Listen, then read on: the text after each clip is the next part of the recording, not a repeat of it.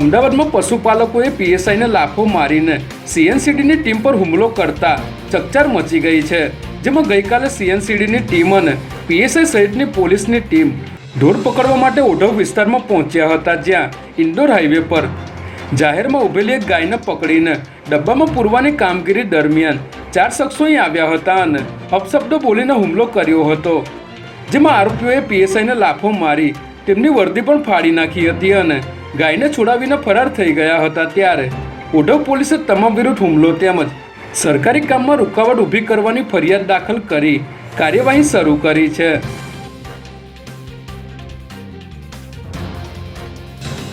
Ahmedabad crime બ્રાન્ચની ટીમે બોપલમાં વિદ્યાર્થીની હત્યા કરનાર સરખેજના પોલીસ કોન્સ્ટેબલ વિરેન્દ્રસિંહ પઢેરિયાની ધરપકડ કરી લીધી હતી। ત્યારે ગઈકાલે પોલીસે આરોપીને ઘટના સ્થળે લઈ જઈ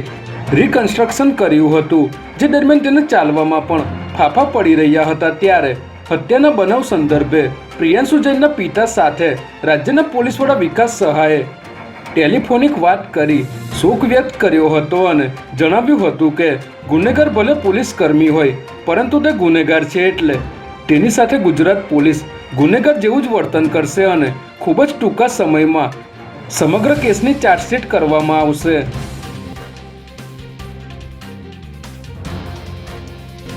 સતીરહિત મતદાર યાદી તૈયાર થાય અને એક પણ મતદાર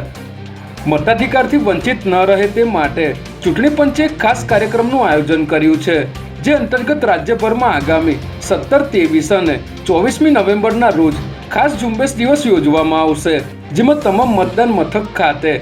આગામી 1 જાન્યુઆરી 2025ની લાયકાતની તારીખે 18 વર્ષ પૂર્ણ કરતા હોય તેવા યુવાઓ મતદાર તરીકે નોંધણી કરાવી શકશે।